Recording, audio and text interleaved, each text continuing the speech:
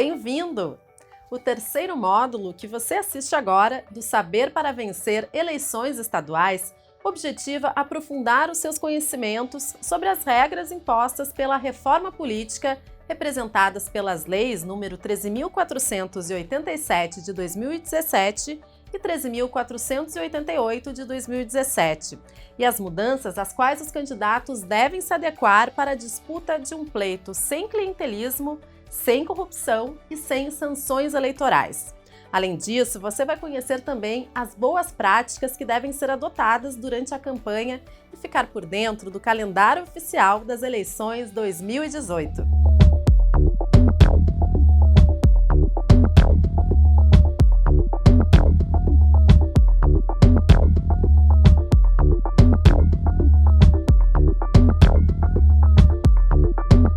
Nesta primeira aula, abordaremos as principais modificações a partir das reformas eleitorais, que prevêem regras mais rígidas para o fundo eleitoral, para doações de empresas e estabelecem a novidade crowdfunding, dentre outras alterações. Preste muita atenção e tenha sua apostila como guia. É o professor Guilherme Stern que já nos indica o caminho que essas alterações tratam antes de iniciarmos a explicá-las. Boa aula! Bom, como o tema dessa aula é a gente conversar sobre finanças de campanha, eu vou comentar aqui as principais mudanças promovidas pela reforma eleitoral, especialmente nos temas ligados à parte financeira. A primeira grande mudança é quanto ao financiamento coletivo, quanto à arrecadação de recursos de pessoas físicas, não só durante a campanha, mas também a permissão de arrecadar antes da campanha. Esse período começa de 15 de maio e vai até 15 de agosto, e as regras eu vou comentar em um tópico específico na sequência desta aula. Nesta aula vamos falar num tema muito importante, que é a arrecadação nas campanhas eleitorais. Antes de mais nada, nós precisamos saber quando o candidato está apto a arrecadar. Então ele deve saber que ele deve cumprir alguns requisitos básicos, como registro da candidatura, emissão do CNPJ, abertura da conta bancária e emissão dos recibos eleitorais. Dentre as modalidades de arrecadação, nós temos as estimadas e também as financeiras. Outra grande mudança é a criação de um fundo de financiamento de campanhas, o Fundo Especial de Financiamento de Campanhas. Ele foi constituído com base na repatriação dos impostos, dos créditos de impostos da propaganda partidária, e vai servir para financiar a grande parte das campanhas agora nas eleições 2018. Ele é parecido com o fundo partidário, só que a grande diferença, de fato, é financiar as campanhas dos candidatos. Também temos aquela questão que já não é de hoje, mas desde a eleição municipal passada, que é a proibição da doação das empresas. Então nenhum tipo de CNPJ pode contribuir para campanhas esse ano. As únicas exceções são partidos contribuindo para candidatos e outros candidatos contribuindo para candidatos. Diferente disso, não veremos entradas e recursos com origem em CNPJs durante essa campanha. Também foram definidos os tetos de gasto, então isso está presente na resolução 23553, que é 1 milhão para deputado estadual, 2,5 milhões para deputado federal e assim por diante. Então temos limites pré-estabelecidos em âmbito geral. E ainda temos uma questão polêmica resultante da reforma, que é o autofinanciamento. Pela legislação que está posta agora, pela resolução que está em vigor agora, é permitido o autofinanciamento, ou seja, o próprio candidato contribuir com a sua campanha. Isso não obedece o limite de 10% das pessoas físicas. O limite é o próprio limite de gastos da campanha. Então o autofinanciamento por hora está permitido. Pode ser que haja alguma mudança até a data do início das eleições, mas o que temos posto agora é que, de fato, o autofinanciamento está liberado. E no caso de pagamento de multas eleitorais, também agora temos a possibilidade de parcelar isso em até 60 vezes, ressalvados alguns percentuais sobre a renda. Aí tem situações específicas para partidos e para pessoas físicas. Em resumo, as principais alterações compreendem esses temas. Algumas não são novidades para este pleito, já valem desde o último, mas ainda assim representam uma alteração significativa e cultural na forma de doação de recursos. Vamos relembrar como funcionam os critérios. A proibição de dinheiro vindo de empresas, doação de pessoa jurídica, foi mantida, ou seja, doações só de pessoa física e assim mesmo com limites.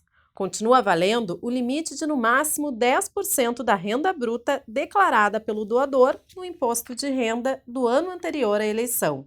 É vetado repasses de recursos próprios dos partidos que tiverem como origem doações de empresas ou sobras de campanha com essas mesmas origens. Lembre-se que os recursos partidários chegam via Fundo Especial de Financiamento de Campanha. O Fundo Especial de Financiamento de Campanha, que você já deve ter ouvido falar, é constituído por dotações orçamentárias da União em ano eleitoral. Para esse pleito, estima-se 1,7 bilhão de reais. Os recursos são depositados pelo Tesouro Nacional no Banco do Brasil em conta especial que fica à disposição do TSE, o responsável em fazer a distribuição aos partidos até o dia 1º de junho.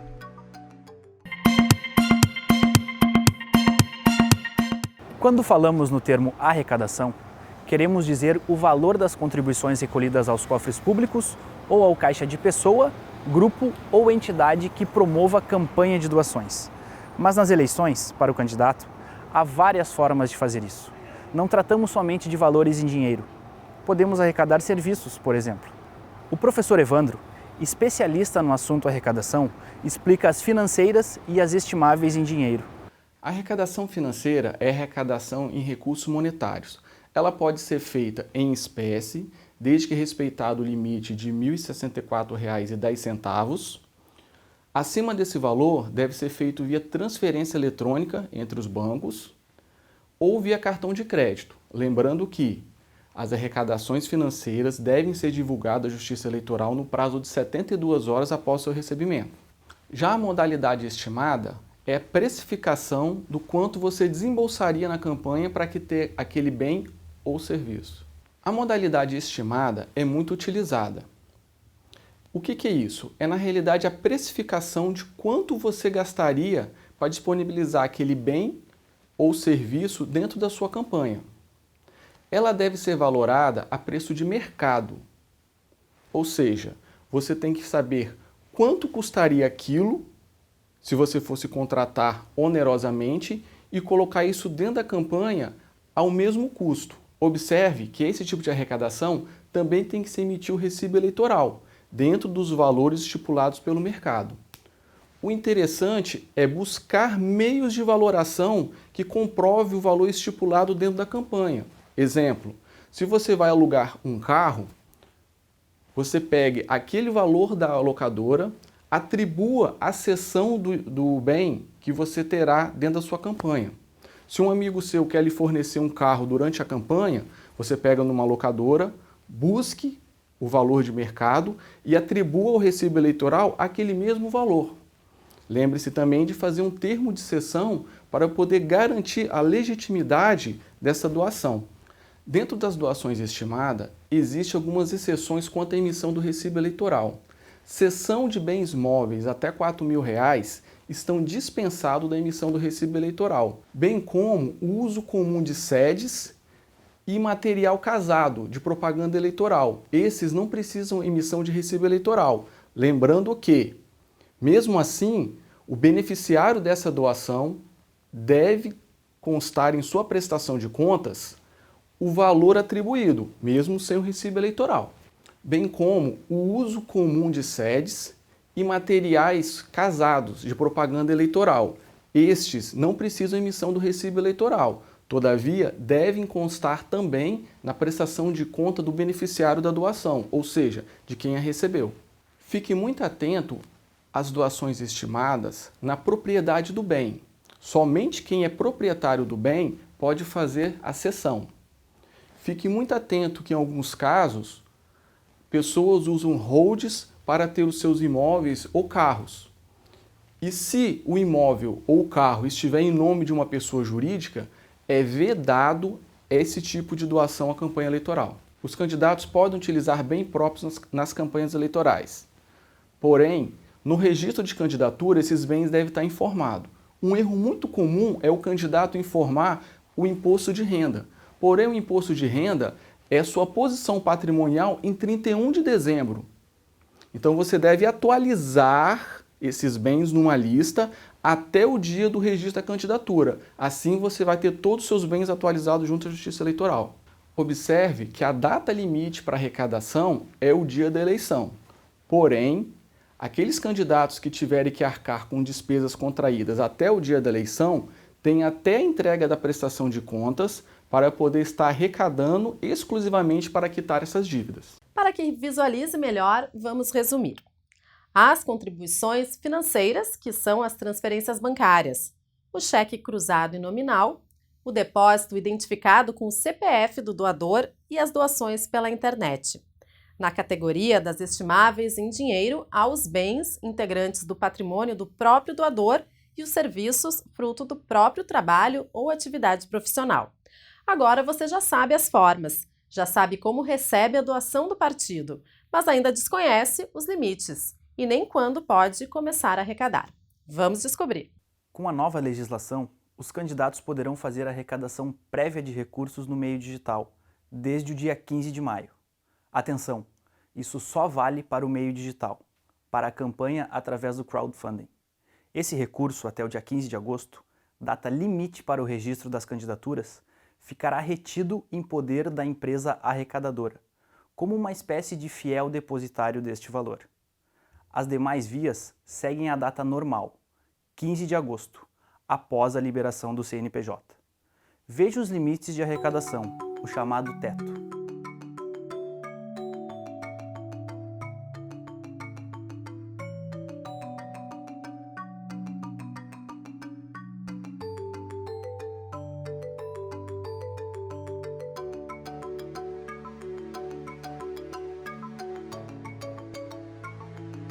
E agora, os limites para quem doa.